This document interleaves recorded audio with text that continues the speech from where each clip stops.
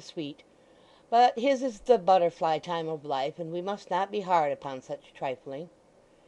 He glanced at Dolly. She was attending evidently to what he said, just what he desired. "The only thing I object to in this little trait of Ned's is," said Mr. Chester, "and the mention of his name reminds me, by the way, that I am about to beg the favour of a minute's talk with you alone—the only thing I object to in it is, that it does partake of insincerity. Now, however, I may attempt to disguise the fact from myself in my affection for Ned, still I always revert to this, that if we are not sincere we are nothing upon earth. Let us be sincere, my dear madam." "And Protestant," murmured Mrs. Varden. "And Protestant above all things. Let us be sincere and Protestant. Strictly moral, strictly just, though always with a leaning towards mercy. Strictly honest and strictly true, and we gain. It is a slight point, certainly, but still it is something tangible. We throw up a groundwork and foundation, so to speak, of goodness, on which we may afterwards erect some worthy superstructure." Now, to be sure, Mrs. Varden thought, here is a perfect character. Here is a meek, righteous, thoroughgoing Christian, who, having mastered all these qualities, so difficult of attainment, who, having dropped a pinch of salt on the tails of all the cardinal virtues, and caught them every one, makes light of their possession and pants for more morality. For the good woman never doubted, as many good men and women never do, that this slighting kind of profession, this setting so little store by great matters, this seeming to say, "I am not proud, I am what you hear, but I consider myself no better than other people—let us change the subject, pray," was perfectly genuine and true. He so contrived it, and said it in that way, that it appeared to have been forced from him, and its effect was marvellous. Aware of the impression he had made—few men were quicker than he at such discoveries—Mr. Chester followed up the blow by propounding certain virtuous maxims, somewhat vague and general in their nature doubtless, and occasionally partaking of the character of truisms, worn a little out at elbow, but delivered in so charming a voice and with such uncommon serenity and peace of mind that they answered as well as the best. Nor is this to be wondered at, for as hollow vessels produce a far more musical sound in falling than those which are substantial, so it will oftentimes be found that sentiments which have nothing in them make the loudest ringing in the world, and are the most relished. Mr. Chester, with the volume gently extended in one hand, and with the other planted lightly on his breast, talked to them in the most delicious manner possible, and quite enchanted all his hearers, notwithstanding their conflicting interests and thoughts. Even Dolly, who, between his keen regards and her eyeing over by Mr. Tappertit, was put quite out of countenance, could not help owning within herself that he was the sweetest spoken gentleman she had ever seen. Even Miss Miggs, who was divided between admiration of Mr. Chester and a mortal jealousy of her young mistress, had sufficient leisure to be propitiated. Even Mr. Tappertit, though occupied, as we have seen, in gazing at his heart's delight, could not wholly divert his thoughts from the voice of the other charmer. Mrs. Varden, to her own private thinking, had never been so improved in all her life; and when Mr. Chester, rising and craving permission to speak with her apart, took her by the hand and led her at arm's length upstairs to the best sitting-room, she almost deemed him something more than human. "Dear madam," he said, pressing her hand delicately to his lips, "be seated." Mrs. Varden called up quite a courtly air, and became seated. "You guess my object?" said Mr. Chester, drawing a chair towards her. "You divine my purpose? I am an affectionate parent, my dear Mrs. Varden." "That I am sure you are, sir," said Mrs. V. "Thank you," returned Mr. Chester, tapping his snuff-box lid. "Heavy moral responsibilities rest with parents, Mrs. Varden." Mrs. Varden slightly raised her hands, shook her head, and looked at the ground as though she saw straight through the globe, out at the other end, and into the immensity of space beyond. "I may confide in you," said Mr. Chester, "without reserve. I love my son, ma'am, dearly, and loving him as I do, I would save him from working certain misery. You know of his attachment to Miss Haredale.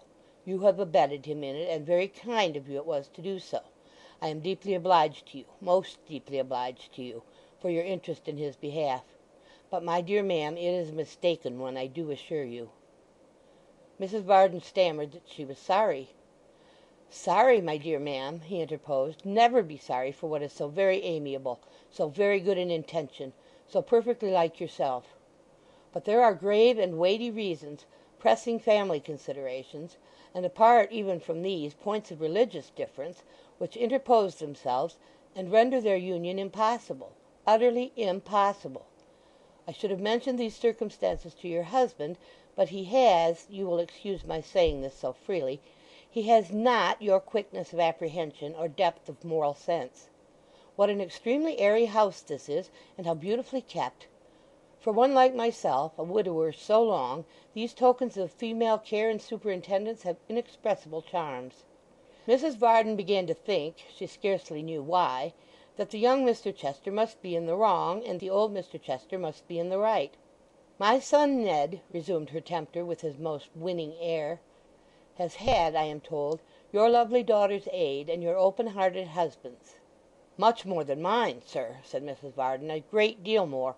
I have often had my doubts. It's a bad example," suggested Mr. Chester. "It is, no doubt it is.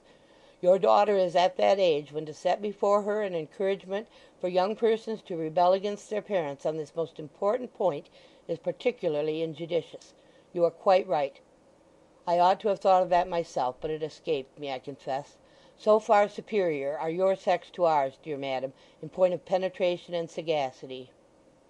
Mrs. Varden looked as wise as if she had really said something to deserve this compliment, firmly believed she had, in short, and her faith in her own shrewdness increased considerably. "My dear ma'am," said Mr. Chester, "you embolden me to be plain with you. My son and I are at variance on this point. The young lady and her natural guardian differ upon it also, and the closing point is that my son is bound by his duty to me, by his honour, by every solemn tie and obligation, to marry some one else." "Engaged to marry another lady?" quoth Mrs. Varden, holding up her hands. "My dear madam, brought up, educated, and trained expressly for that purpose. Expressly for that purpose. Miss Haredale, I am told, is a very charming creature." "I am her foster mother, and should know, the best young lady in the world," said Mrs. Varden. "I have not the smallest doubt of it. I am sure she is. And you, who have stood in that tender relation towards her, are bound to consult her happiness. Now can I, as I have said to Haredale, who quite agrees, can I possibly stand by and suffer her to throw herself away, although she is of a Catholic family, upon a young fellow who as yet has no heart at all? It is no imputation upon him to say he has not, because young men who have plunged deeply into the frivolities and conventionalities of society very seldom have. Their hearts never grow, my dear ma'am, till after 30.